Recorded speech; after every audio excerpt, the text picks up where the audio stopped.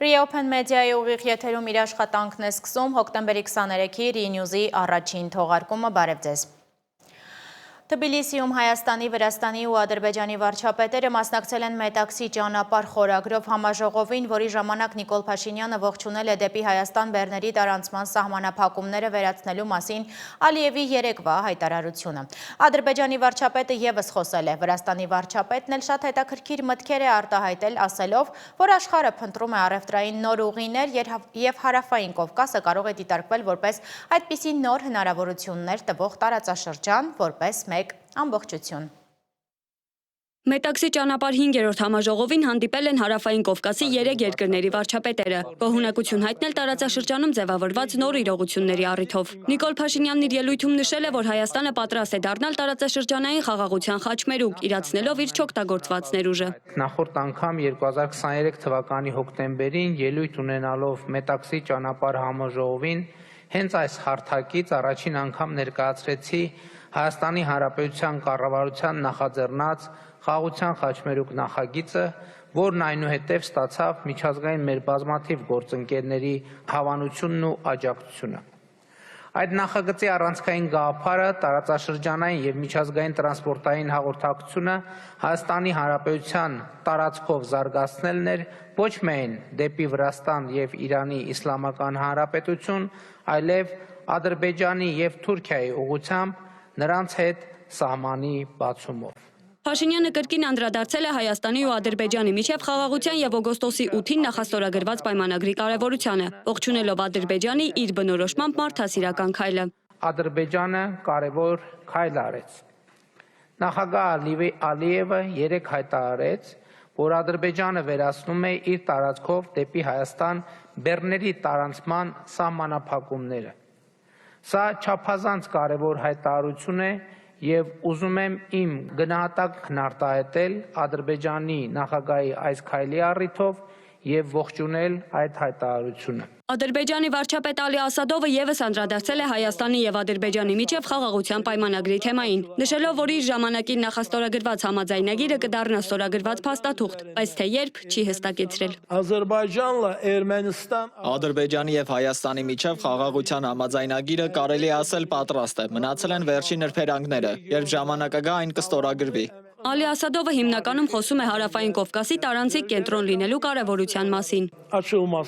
Ադրբեջանը եւ Վրաստանը այսօր կարևոր դեր են խաղում այս շեշտադրումների ամրապնդման, Եվրոպան եւ Ասիան եվրասիական ուղու միջոցով միացնող նոր տրանսպորտային եւ լոգիստիկ երթուղու ձևավորման, ինչպես նաեւ տարածաշրջանային համագործակցության խորացման ու պատմական առաքելության նոր ձևաչափով կատարման գործում։ Տարիների ընթացքում Վրաստանը եւ Ադրբեջանը միացնող բարեկամական ու ռազմավարական գործընկերային հարաբերությունները դարձել են տարածաշրջանում կայունության եւ խաղաղության համար ամենակարևոր շրջադարձային փուլերից մեկը։ Իրակլի Կոբախիձեն նշել է, որ աշխարհը վերանայում է ավանդական առևտրային ուղիները եւ մատակարարման շղթաները, փնտրում է նոր երթուղիներ եւ հարավային Կովկասը ձգտում է դառնալ այդ հանգույցը։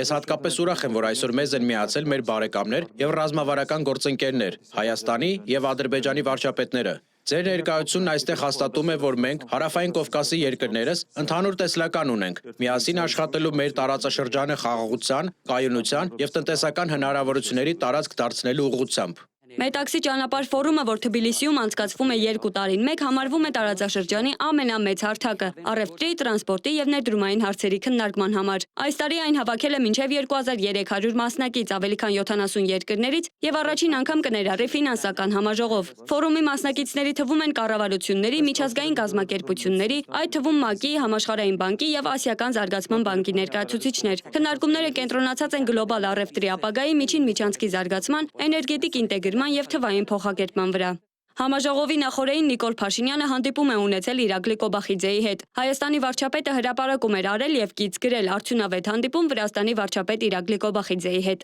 Կոբախիձեն X-ի իր էջում նույնպես շեշտել է հանդիպման արդյունավետության մասին, նշելով, որ վստահ է այս հանդիպումը կնպաստի Վրաստանի եւ Հայաստանի միջև համագործակցության ամրապնդմանը։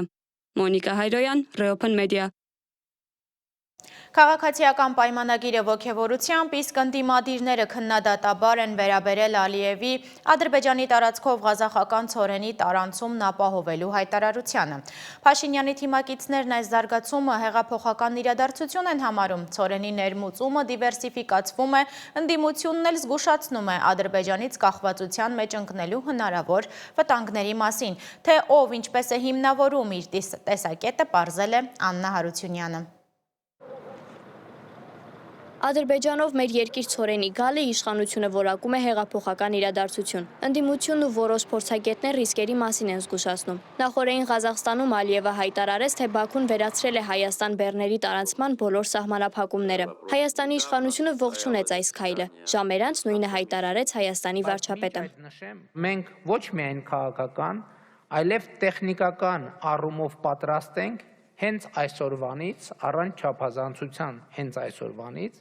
Հայաստանի Հանրապետության տարածքով ապահովել բեռնատար ավտոմեքենաների տարանցումը Թուրքիայից դեպի Ադրբեջան եւ Ադրբեջանից դեպի Թուրքիա։ Վարչապետի խոսքով, թեև Հայաստանը քաղաքականապես պատրաստ է ապահովել նաև Նախիջևանից Ադրբեջանի հիմնական մաս տարանցումը, սակայն դրա համար անհրաժեշտ ենթակառուցվածքները դեռևս բացակայում են։ Ազգային ժողովի նախագահ Ալեն Սիմոնյանը ողջունելով Ադրբեջանի նախագահի քայլը, վստահություն է հայտնել, որ սա վերջին դրական քայլը չի լինի, սակայն նաև հիշեցրել է այլ չլուծված խնդիրների մասին։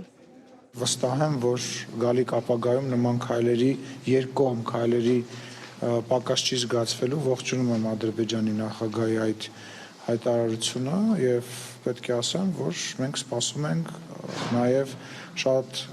կարևոր հարցեր ունենք, այդ հարցերի հետ կապված շուտապույտ լուծմանը։ Վերջապես մենք ունենում ենք աղբյուրների դիվերսիֆիկացիա։ Եվ ես կարծում եմ երեկվա հայտարարվածը եւ տեղի ունենալիքը իրապես հեղափոխական բան է։ Սակայն ընդդիմադիր դաշտում այս դիվերսիֆիկացիայի վերաբերյալ կան լուրջ կասկածներ։ Ընդդիմադիր պատգամավոր Գեղամ Մանուկյանը հիշեցնում է, որ նման դրական քայլերը կարող են ժամանակավոր բնույթ կրել։ Ժամանակին Թուրքիայով սիրիական ցորենը եկել է Հայաստան, բայց դա չի խանգարել, որ 93 թվականին Քարվաճարից հետո Թուրքիան փակի սահմանը, օդային սահմանը եւ այլն եւ այլն։ Այդ դիվերսիֆիկացիա, որ ասում եք, դիվերսիֆիկացիայով ցորեն կարանք բերենք Ուկրաինայից, Ռուսաստանից, այնտեղից, բայց էլի գալու էր մտներ Վրաստան, Վրաստանով մտներ Հայաստան։ Մեր պահանջը բոլոր ճանապարհների միաժամանակյա ապաշրջափակում։ Բոլոր դա ներառվում է Հայաստան ճանապարհի ապաշրջափակումը Նախիջևանի միջոցով, որը անհնար է, քանի դեռ սադարակ երասխ երկաթուղին կամ անցումը կառուցված չէ։ Դա ներառում է Իջևան Ղազախ ճանապարհի ապաշրջափակումը։ Երբեք մենք չենք խոսել ապաշրջափակման դեմ։ Տնտեսագետ Հրայր Կամենդատյանը զգուշացնում է, որ ցորենի նման ռազմավարական ապրանքի տարանցումը Ադրբեջանի տարածքով ստեղծում է վտանգավոր լծակ, որը Բաքուն կարող է օգտագործել ցանկացած քաղաքական սրացման դեպքում։ Հացահատիկը դա ստրատեգիական պաշարները ձևավորող ապրանքատեսակ է եւ այդ ստրատեգիական ապրանքատեսակը դրա մատակարարումը եւ դրա տրանզիտը Ադրբեջանի կամ Ղազախստանից ընդհանրենք դրման պարագայում բավականին հարցական է, բավականին ռիսկերը պարունակում, այն իմաստով, որ ցանկացած հայկական ազգային նոր իշխանությունների ձևավորման պարագայում փորձելու են լծակը ադրբեջանցիները օգտագործել։ Միանշանակ րոպեների ընթացքում ճանապարհը փակելու են։ Ըստ մասնագետի ռուս-ուկրաինական պատերազմի ավարտից հետո ռուսական հացահատիկը Հայաստանի համար անխուսափելիորեն կթանկանա։ Այդ պայմաններում իշխանությունը կփորձի օգտագործել Ադրբեջանի տարածքով անցնող ճանապարհը, ավելի էժան ղազախական ցորեն ներկրելու համար։ Տնտեսագետի համոզմամբ այս խանդավառության հիմքում ընկած է ոչ այնքան տնտեսական, որքան քաղաքական նպատակ, ապացուցելու, որ Ադրբեջանը կարող է լինել Հայաստանի լավագույն գործընկերը, մինչդեռ այս ճանապարհները կարող են ծառայել ոչ թե Հայաստանի, այլ թյուրքական պետությունների շահերին։ Ըստ էկոնոմիկայի նախարարության ղազախական ցորենի առաջին խմբականակը Ադրբեջանի եւ Վրաստանի տարածքով շուտով կհասնի Հայաստան։ Խաղաղությունը հաստատված է, հաղորդագրության վերջում շեշտել էր նախարար Պապոյանը։ Աննա Հարությունյան, Open Media։ Քանի դեռ ակտիվ խոսվում է ճանապարհների ապաշրջափակման մասին, մեր գերիների ազատության վերաբերյալ որևէ նորություն ցավոք չկա։ Վերջին լուրն այն է, որ Ռուբեն Վարդանյանը հրաժարվել է իր փաստաբանից։ Դատավարություններն ընթանում են իրավական ու նույնիսկ ընթացակարգային լուրջ խախտումներով։ Բոլորին պարզ է, որ տեղի ունեցողը ավելի շատ վրեժխնդրություն է, քան դատ։ Կարմիր խաչը Ադրբեջանից վտարելուց հետո նրանց նույնիսկ այցելող չկա։ Թեմայի մասին մենք խոսել ենք մարդու իրավունքների պաշտպանի հետ, Անահիտ Մանասյանի հետ ամբողջական հարցազրույցը արդեն կարող եք դիտել մեր YouTube-յան ալիքում։ Բաքվում շինծու մեղադրանքներով դատարանի առաջ կանգնած Արցախի նախկին պետնախարարը հրաժարվել է իր փաստաբան Աբրահամ Բերմանից, հայտարարելով, որ դժգոհ է դատական գործընթացից։ Գլխավոր դատախազի օգնականը նշել է, որ Ռուբեն Վարդանյանը չի կարող չունենալ պաշտպանություն։ Ուստի կամ պետք է պայմանագիր կնքի այլ պաշտպանի հետ, կամ պետությունը կնշանակի փաստաբան։ Ըստ ադրբեջանական ԶԼՄ-ների, Վարդանյանը համաձայնել է հանրային պաշտպան ունենալ։ Աբրահամ Բերմանն ավելի վաղ հայտարարել էր, որ Վարդանյանին առաջադրված մեղադրանքը հակասում է քրեական իրավունքի հիմնարար սկզբունքներին եւ որ արդար դատաքննության ապահովման միակ միջոցը միջազգային իրավունքի սկզբունքների պահպանումն է։ Բերմանը աշխատանքային գործունեության ընթացքում քիչ է առնչվել քրեական գործերի։ Հաշվի առնելով, որ նա այլևս չունի կաշկանդվածություն, փորձեցինք մեկնաբանություն ստանալ նրանից, բայց արձագանք չեղավ։ Հիշեցնենք, որ փետրվարին Վարդանյանն արդեն հրաժարվել էր նախորդ փաստաբանի Ազեր Մահերամովի ծառայությունից։ Այս պահին Բաքվի բանտերում հայկական կողմի պաշտոնական տվյալով 23 հայ գերի է պահվում։ Նրանց մի մասը տարբեր մեղադրանքներով արդեն դատապարտվել է ազատազրկման։ Արցախի ռազմաքաղաքական ղեկավարության 8 ներկայացուցիչների դատավարությունը շարունակվում է արդեն 8 ամիս։ Մենք տեսնում ենք ընթացող դատավարություններ, որոնք լուսաբանվում են բացառապես ադրբեջանական լրատվամիջոցների կողմից, որոնք գտնվում են պետական մեծ լուրջ վերահսկողության ներքո, հատվածական տեղեկություններ ենք դուրս բերում այդ պատկերներից, որոնք կրկին ամբողջական չեն եւ իրենց ցանկալի կետերից ուղղություններից են վերցված։ Բաքվում Կարմիր խաչի միջազգային կոմիտեի գրասենյակի փակումից հետո հայ գերիները հայտնվել են արտաքին աշխարհից կատարյալ մեկուսացման մեջ։ Անցած 3 ամսում միջազգային անկախ որևէ կառույց նրանց չի տեսակցել։ Իրավապաշտպանի խոսքով բանտում գտնվող հարազատներից լուրջ չունենալն է ամենաշատը այս պահին անհանգստացնում ընտանիքներին։ Հաստատքային տեսքով տեղեկատվություն մենք այս փուլում դեռևս կարողանում ենք ստանալ Մարդու իրավունքների Եվրոպական դատարանի միջոցով, քանի որ հայ պատանների առնչությամբ կիրառված են հատուկ միջոցներ, Ադրբեջանը պարտավոր է ձեռնպահ մնալ այնպիսի գործողություններից, որոնք կարող են ֆիզիկական անվտանգության կամ կյանքին սպառնալիքներ ներկայացնել, եւ նաեւ Ադրբեջանի իշխանությունները որոշակի պարբերականությամբ հաշվետվություն են ներկայացնում Եվրոպական դատարանին։ Մարդու իրավունքների պաշտպան Անահիտ Մանասյանը կարծում է գերիների վերադարձը ոչ թե միայն պետությանը պետք է հետաքրքրի, այլև ամբողջ միջազգային հանրությանը։ Միջազգային կազմակերպությունների եւ ազգային օմբուդսմանական հաստատությունների հետ հարաբերությունների համատեքստում մենք հիմա նաեւ նոր այսպես մեթոդներ ենք փորձում կիրառել, դրանց վերաբերյալ այս փուլում հրապարակային չեմ խոսի, որովհետեւ դրանք դեռևս գործարկման ընթացքում են, բայց ես հույս ունեմ, որ այդ ամենը եւս իր որոշակի արդյունքը կտա։ Ժնևից վերադարձած Ալեն Սիմոնյանը, որ այնտեղ հանդիպել է իր ադրբեջանցի գործընկեր Սահիբա Գաֆարովայի հետ, ազգային ժողովում լրագրողներին վստահեցրել է, գերիների հարցը նույնպես եղել է այդ հանդիպման օրակարգում։ Պայմանավորվել են կոնկրետ քայլերի մեխանիզմ երկու կողմից քննարկենք եւ առաջարկենք։ Չէ, հիմա որ ասեմ, ճիշտ չի լինի, որտեղ հիմա իրանք տրամաբանությունն են հասկանում, մենք մեր տրամաբանությունն ենք քննարկում, պայմանավորվել ենք, բայց խոսքը չի գնում ենթադրենք հեռավոր ապագայի մասին, մենք երկուսս էլ այն մտքին ենք, որ պետք է հնարավորինս արագ այդ ամեն ինչը արվի եւ հնարավորինս մեծ ծավալով։ Թե ինչու է ազգային ժողովի նախագահն օգտագործում ոչ թե հայ գերիներ, այլ պահվող անձինք ձևակերպումը, պարզաբանում է, պահվող անձանց թիվն ավելի մեծ է եւ ներառում է ոչ միայն գերիներին։ Վստահեցնում է ինքը գերի բառն օգտագործելու խնդիր չունի։ Ավելին Սիմոնյանն ասում է, Ժնևում հասկացել է, որ խաղաղությունը ոչ միայն իր, այլև ադրբեջանական կողմի սրտում է։ Մերի Դանիելյան, Open Media։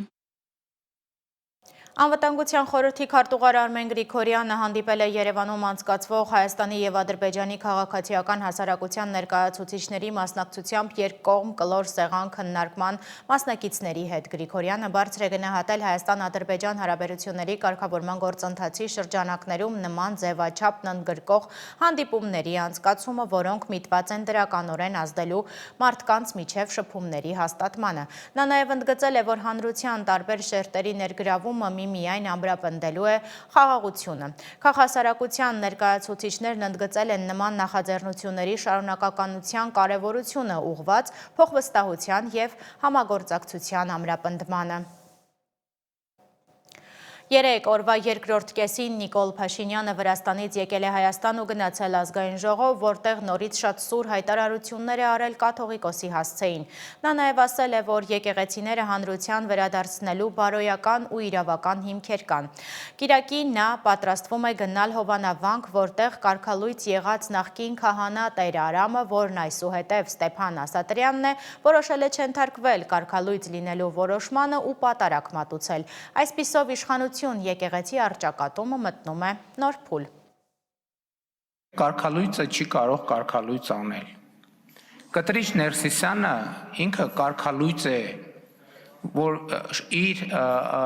կուսակրոնության ուխտը խախտած լինելով ակնհայտ փաստի բերումով։ Նա ոնց կարող որևէ քահանայի կարգալույծ անի։ Կառավարության նիստի հարց ու պատասխանի ժամանակ հայտարարեց Նիկոլ Փաշինյանը ու եւս մեկ անգամ հաստատեց. գնալու է Հովանավանք ու մասնակցելու կարգալույծ Տեր Արամ քահանայի Ավազանի անունով Ստեփան Ասատրյանի պատարագին։ Հովանավանքը այնտեղն է, որտեղ կարելի է ապրել հոգևոր կյանքով եւ վերջին ամիսներին տեղի ունեցածը ինձ համար նման փաստարկ էր եւ ես պարզապես ուզում եմ միանալ այն համայնքին, որի հոգևոր հովիվը Տեր Արամ Ասատրյանն է։ Մայրաթոր Սուրբ Էջմիածնի հաղորդագրության համաձայն նրան կարգալույց հրշակելու համար հիմք է ծառայել Արագածոտնի թեմի առաջնորդի զեկուցագիրը, ինչպես նաև պարգևների շնորհման եւ կարգապահական հարցերի հանձնախմբի եզրակացությունը։ Ըստ հայտարարությամբ Տեր Արամ քահանա Ասատրյանը հրապարակային ելույթներով ու հայտարարություններով վարկաբեկել է հայ եկեղեցին ու ծառայեկից եկեղեցականներին։ Իշտ ամեն ինչ արդեն իսկ արված է ու նա արդեն մի ոտքով դուրս է եկել Վեհարանից։ Դա այնքան ակնհայտ է։ Տեղեկություն եք ասում։ Այնքան ակնհայտ է ու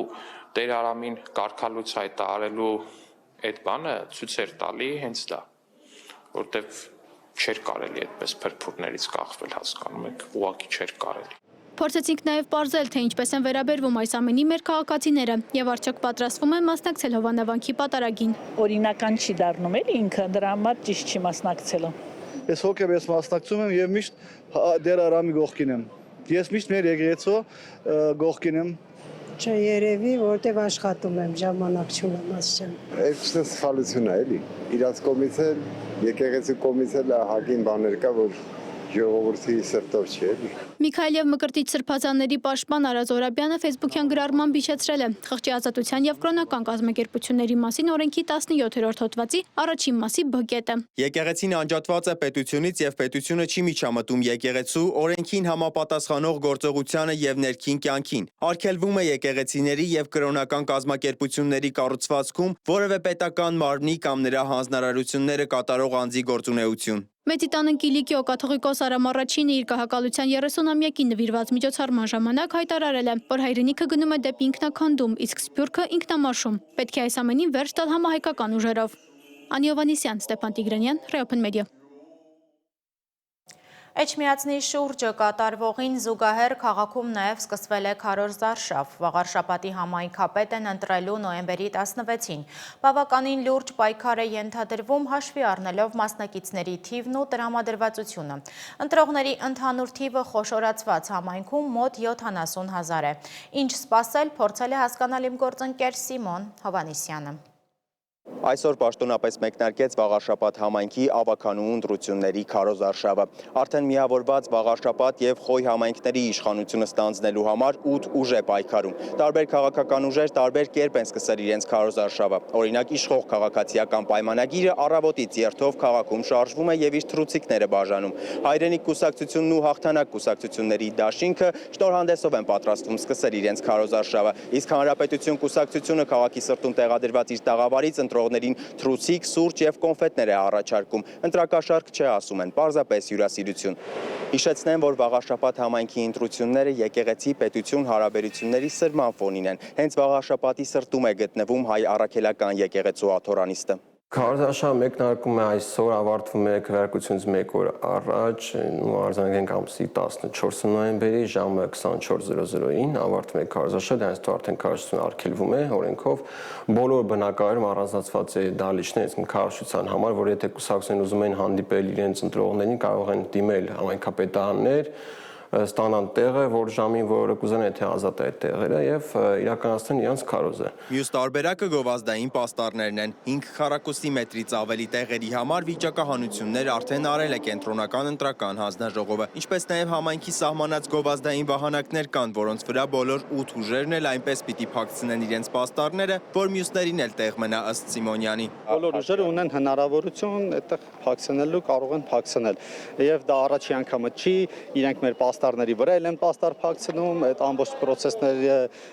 այս ժամանակահատվածում էլ ես կարծում եմ, որ լինելու է, բայց դա չպետք է մեզ կաշկանդի, որ մեր քարոզարշավը ճիշտ իրականացնենք։ Կենտրոնական ընտրական հանձնաժողովը ամենօրյա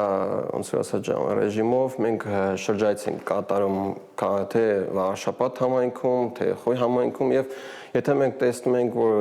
պաստառները փակցված չնախատեսված վայրերում,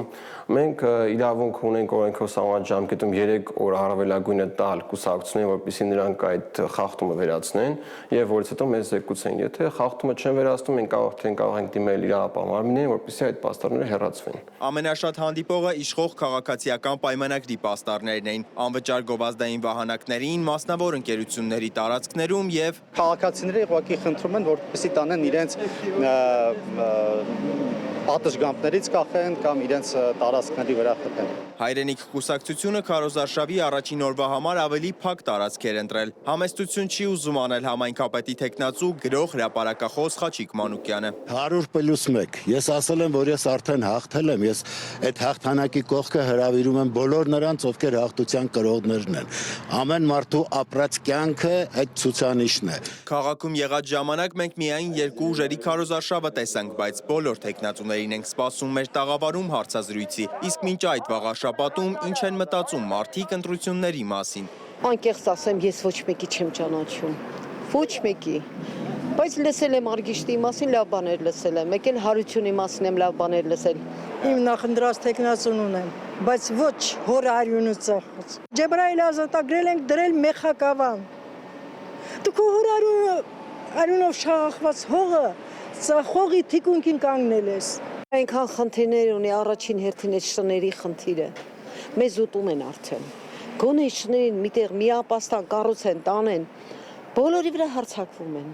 Մանրից անում են էլի։ Մի անգամից չեն կա, չունենք այդ հնարավորությունը։ Ընտրությունները ես են հույսս որ լավ է պիտի հաղթի, որակը պիտի հաղթի, հարյունվերը պիտի հաղթի։ Նոյեմբերի 16-ին հոգևոր մայրաքաղաքում համայնքապետ կընտրեն։ Ամիսներ առաջ վաղաշաբաթին միացվեց նաև Խոյ համայնքը, որի նախկին վարչական ղեկավարն է այժմ քաղաքացիական պայմանագիր կուսակցության տեխնացու Արգիշտի Մեխակյանը։ Իդեպ վաղաշաբաթ համայնքն առանձին շուրջ 63000 բնակիչ ունի, Խոյը մոտ 33000։ Համայնքների միացումից հետո ընդհանուր ընտրելու իրավունք ունի մոտ 70000-ը։ Սիմոն Հովանիսյան, Գևորգ Սիանոսյան, Reopen Media։ Բեռնափոխադրողները բախվել են լուրջ խնդիրների Ռուսաստանում կարգավորումների փոփոխության պատճառով նրանք որոշել են փակել Վրաստան տանող բոլոր 3 ճանապարհները, այդ ձևով արտահայտելով իրենց բողոքը, որ Ռուսաստանում իրենց մնալու ժամկետը կիսով չափ կրճատվել է։ Հիմա կարող են երկրում մնալ 90 օր, ոչ թե 180։ Խնդիրը քննարկելու են վաղը կայանալիք ՀԱՏՄ ներկայացուցիչների հանդիպմանը։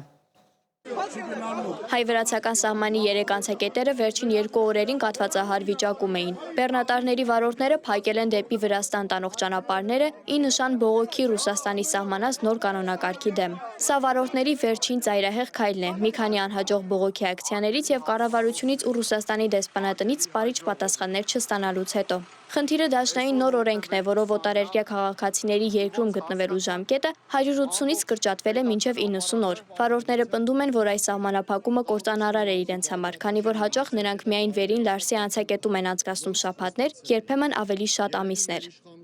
Ինձ չի դաշկերը, իմ 90 օրս դրած ինձ դեպորտ կենեն, թե ինչ կենեն, ինձ հարցը ստեղ իմ երկրից ապրելաձևն է, որտեղ շուտով հունվարով էտեսիկ բանի տեղ չդրեցինք, հունվարի 1-ով կնան լրիվ փակեն, շրջափակման մեջ մտնենք։ Հում ձեռը 1% հնարավորություն կա, թող թասիբ ունենան, քաղաքականությունը դնեն մեկ կողքի, սև ու սպիտակը դնեն կողքի, ուղղակի կպնին մեր այս հայ ազգի գործին։ Գարնիկ Դանիելյան։ Խնդիրը ազգային ժողովի ամբիոնից բարձրացրեց ընդդիմադիր պատգամավոր Գառնիկ Դանիելյանը, մեղադրելով իշխանությանը անգործության մեջ։ Հարյուրավոր մեր հայրենակիցներ զրկված են իրենց ապրուստի միջոցից,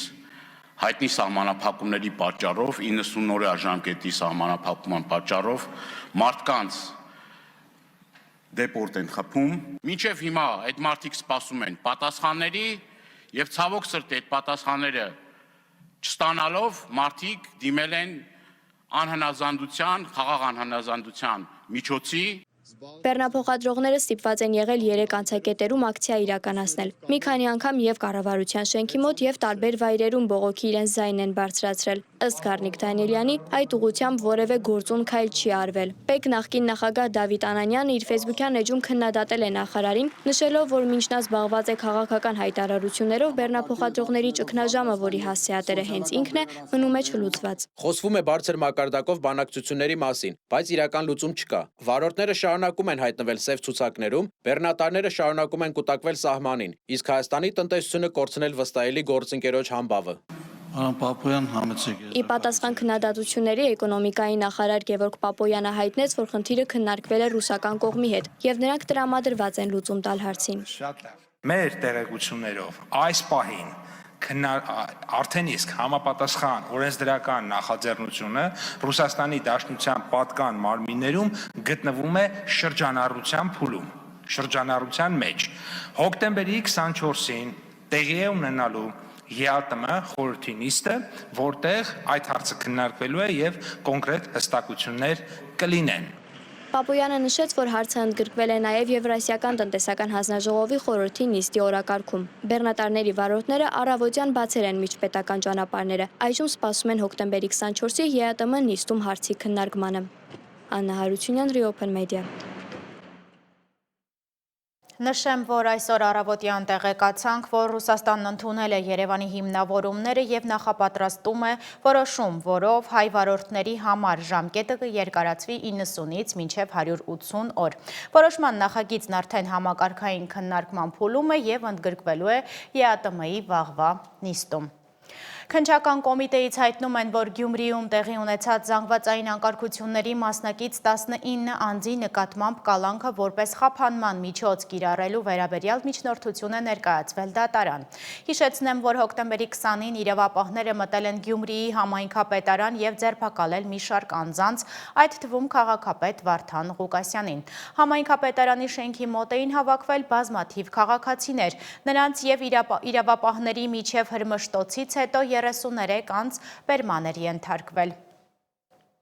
Հունգարիայում Պուտին-Թրամփ ծրագրված հանդիպումը կարծես չեղարկվում է կամ լավագույն դեպքում հետաձգվում։ Թրամփը ուզում է, որ պատերազմը դադարի անհապաղ, պահպանելով այս պահի շփման գիծը, բայց կան լուրջ բարդություններ։ Իրականում ամեն ինչ այդքան էլ հեշտ չէ, նախ Ռուսաստանի եւ Ուկրաինայի դիրքորոշումներն են անհամատեղելի։ Նույնիսկ իրավական առումով առաջացել է այնպիսի փակուղի, որից դուրս գալու համար պահանջվում են շատ հնարամիտ լուծումներ։ Ռուսաստանը Դոնեցկի, Խերսոնի ու Զապորոժիայի այն տարածքները, որոնք Ուկրաինայի հսկողության տակ են, համարում է իրենը ըստ սահմանադրության։ Ուկրաինան էլ իր սահմանադրությանն է հղումանում ու այդ շրջանները ոչ ուկրաինական համարելու որևէ տարբերակ չի պատկերացնում։ Հետևաբար Թրամփի առաջարկը շատ պարզ է՝ կանգ առեք, հետո կխոսենք, բայց սա էլ չի ստացվում, շփման գիծը փոխվում է ամեն օր։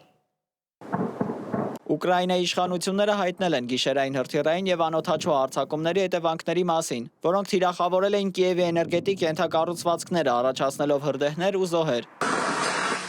Զապարոժիայի մարզում վիրավորվել է 13 մարդ, իսկ Կիևում խոցված բեկորները վնասել են մի քանի թաղամաս։ Կիևի պնդմամբ ռուսական դրոնը Խարկովում հարվածել է մասնավոր մանկապարտեզի, 1 մարդ է զոհվել, 6-ը վիրավորվել։ Վաշինգտոնը եւ Կիևը պնդում էին անհապաղ հրադադարի մասին, հիմք ընդունելով ճակատային գիծը, սակայն Ռուսաստանը չի ընդունել այս պայմանները։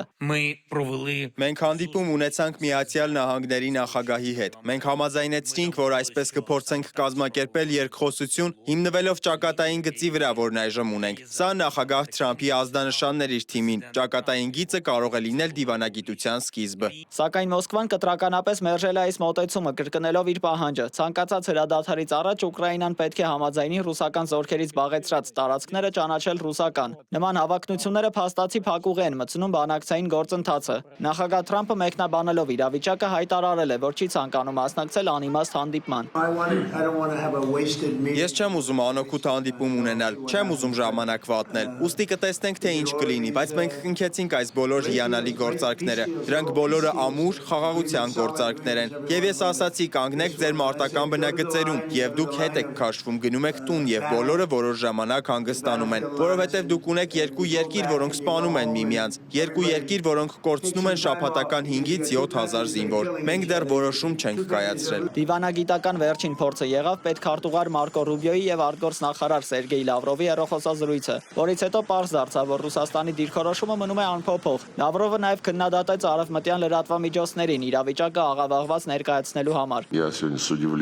Ես զարմացա, երբ կարդացի, որ ըստ CNN-ի Պուտին-Թրամփ հանդիպումը կարող է հետաձգվել, քանի որ 3 Մարկո Ռուբիոյի հետ իմ զանգից հետո ես կմեջբերեմ։ Ամերիկացի պաշտոնյաները եզրակացրել են, որ Ռուսաստանի դիրքորոշումը վերջերս գրեթե չի փոխվել եւ դեռ համահունչ է իր սկզբնական առավելապաշտական պահանջներին։ Արևմտյան լրատվամիջոցների մեծ մասի ազնվությունը հայտնի է, CNN-ը բացառություն չէ։ Այսպիսով գագաթնաժողովի չեղարկումը եւ դրան հաջորդած ռազմական գործողությունների ավելի ակտիվ վերսկսումը ցույց են տալիս, որ հակամարտության խաղաղ կարգավորման հեռանկարներն այս փուլում գրեթե զրոյական են։ Մոսկվան շարունակում է հետամուտ լինել ռազմական ճանապարհով իր նպատակներին հասնելու ռազմավարությանը, օգտագործելով էներգետիկ ենթակառուցվածքների վրա արձակումները որպես ճնշման լծակ։ Միևնույն ժամանակ Ուկրաինան եւ նրա արևմտյան գործընկերները հրաժարվում են ընդունել ուժի կիրառմամբ պարտադրվող պայմանները։ Այս պայմաններում Ուկրաինան պատրաստվում է դիմակայել ծանր ձմռանը շարունակվող հարձակումների եւ էներգետիկ ճգնաժամի պայմաններում։ Շատ մասնագետներ կարծում են, որ դիվանագիտության դուռը փակվել է եւ այժմ հակամարտության ելքը որոշվելու է ոչ թե բանակցությունների սեղանի շուրջ, այլ հենց մարտի դաշտում։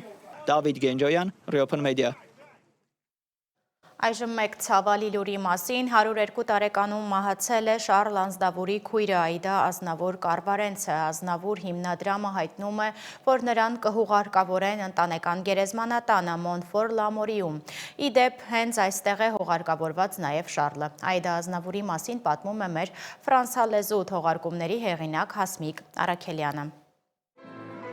Նրանք մեծացան հայրենիքից հեռու թատրոնների եւ համերգասրահների կուլիսներում, երգերաժշտության ու արվեստի մեջ, բայց հայկական տաղանդով ու շնչով։ Երբեք չմոռացան Հայաստանն ու հայ դատը։ 102 տարեկանում Շարլ Ազնավուրի մահվանից 7 տարի հետո Ֆրանսիայում մահացավ նրա կյանքից ու արվեստից անբաժան քույրը Այդան։ Նրանք երկուսով որոշել էին միասին տոնել իրենց 100-ամյակը, բայց Շարլը 2018-ին խախտեց պայմանավորվածությունը։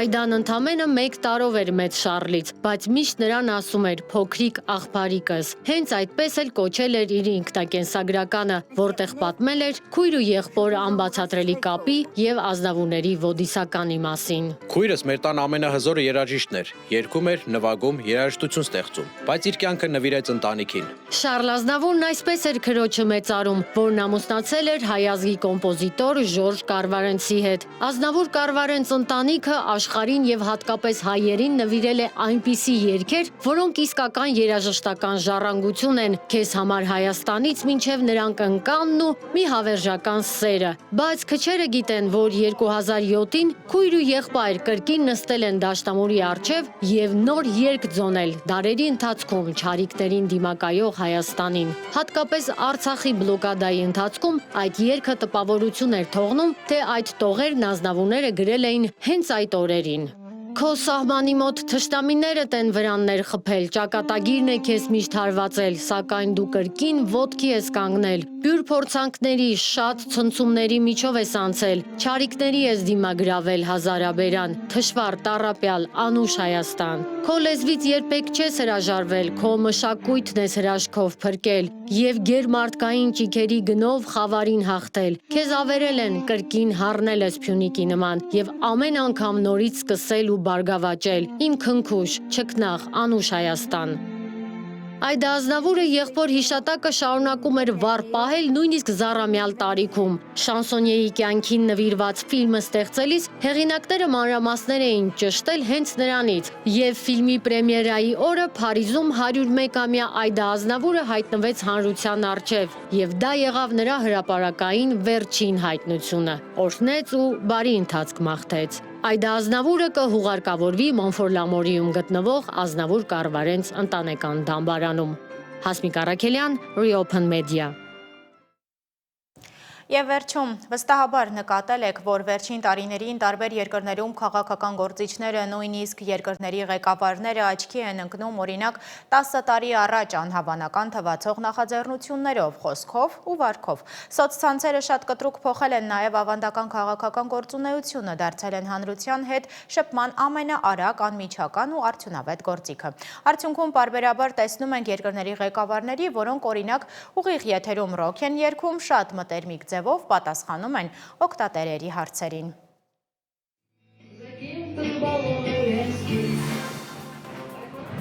Զենֆիրայի երգի տակ Հայաստանի վարչապետի տխրելը տեսնելու շանսը փոքր է, բայց կա։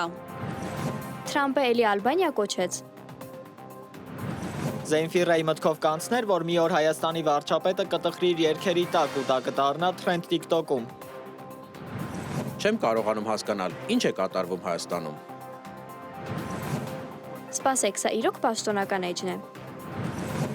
Մինչ TikTok-ում փորձում են գուշակել, ինչու է տխուր Հայաստանի վարչապետը, Facebook-ը հայության մի մասը ողջունում է նրան։ Փաշինյանը TikTok-յան եւ Instagram-յան նոր ռեկորդ է գրանցում։ Այս պահի դրությամբ մոտ 3 միլիոն դիտում, 300,000 լայք TikTok-ում, 10 միլիոն դիտում եւ 700,000 լայք Instagram-ում։ Հոլովակը դուրս է եկել Հայաստանի սահմաններից ու տարածվել աշխարհով մեկ։ Մոտ 50,000 մարդ կրկնօրինակել է այն։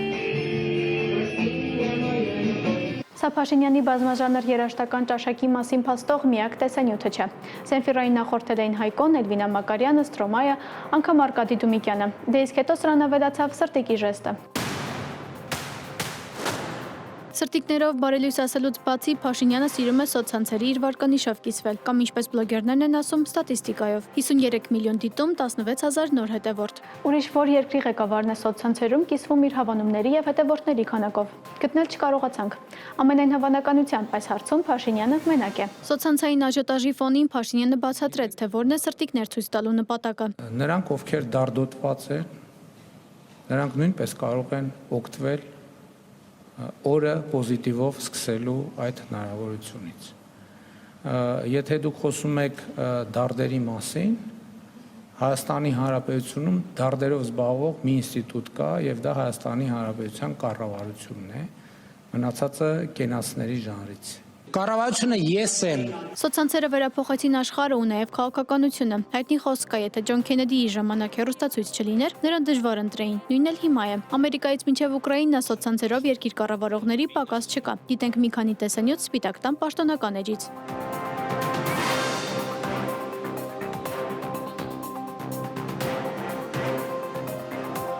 Ժամանակին Թուրքիայի նախագահ Էրդողանն էր փորձում սանձել Լիբանանում նվեր ստացած նժույգը։ Թուրքմենստանի նախկին նախագահ Գուրբանգուլի Բերդիմուհամեդովն էր սիրում բազմազան ժանրերում ծափերի տեսքով լայքեր հավաքել, ցուցադրելով հեծանիվ վարելի ստիպուկ կրակելու հմտությունը։ Սպորտային մեքենայով սրընթաց պտույտներ գործում հրդեհված գազահորի շուրջ։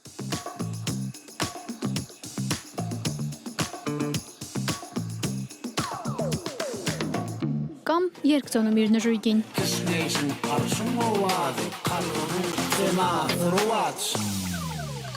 Իսկ Բրիտանիայի վարչապետ Բորիս Ջոնսոնը Լոնդոնի օլիմպիական խաղերի բացման ժամանակ կախվեց զիփլայնից եւ մնաց օդում։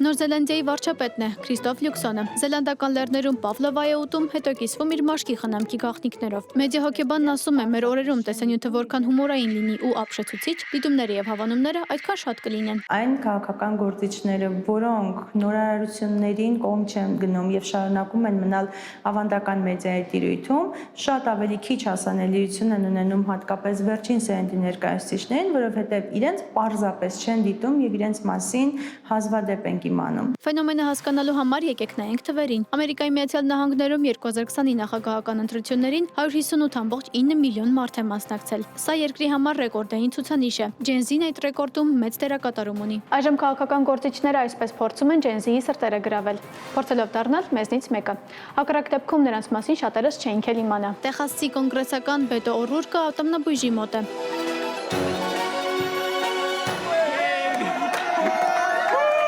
2020-ին ԱՄՆ նախագահի թեկնածու Էնդրյու Յանգն էլ դահլիճ է մտնում սկեյթբորդով։ Առաջին բաղադրիչը տարբերվելու համար կոտրել բոլոր այն կարծրատիպերը, որոնք ընդունված են, այսինքն քայլել քարացած նորմատիվների վրայով, անել բաներ, որոնք հանրույթը քեզնից չէր սպասում։ Դրանք կլինեն հումորային կոնտենտի տեսքով, կլինի հասարակության կարծրատիպերը կոտրելու տեսքով, թե առհասարակ քո կերպարը որևէ X բաղադրիչով կոտրելու միջոցով։ Իսկ որ քաղաքական գործիչներն են մերժում ավանդական լրատվամիջոցները, ինչը պոպուլիզմը գրքի հեղինակ Յան Վերներ Մյուլլերը ասում է, սոցցանցերում ակտիվ լինելով քաղաքական գործիչները ուզում են ավելի մոտ լինել իրենց հետևորդներին։ Ու զարմանալու ոչինչ չկա։ Այսօր աշխարհում սոցցանցերով ոչ միայն երկիր են ղեկավարում, այլև պատերազմ վարում։ Սա մի աշխարհ է, որտեղ հաղթում է նախ ձևը, ապա բովանդակությունը, նախ սրտիկները, հետո հանուն երկրի արված քայլերը։ Անի Հովհաննիսյան, Վարդան Պողոսյան, Լևոն Ոսկանյան, Open Media։ Այսքանն էինք նախատեսել այս ժամի համար, մենք աշխատում ենք հանուն Հայաստանի Հանրապետության, մեր հաջորդ թողարկումը ժամը 13-ին է, իսկ ես ձեզ հրաժեշտ եմ տալիս։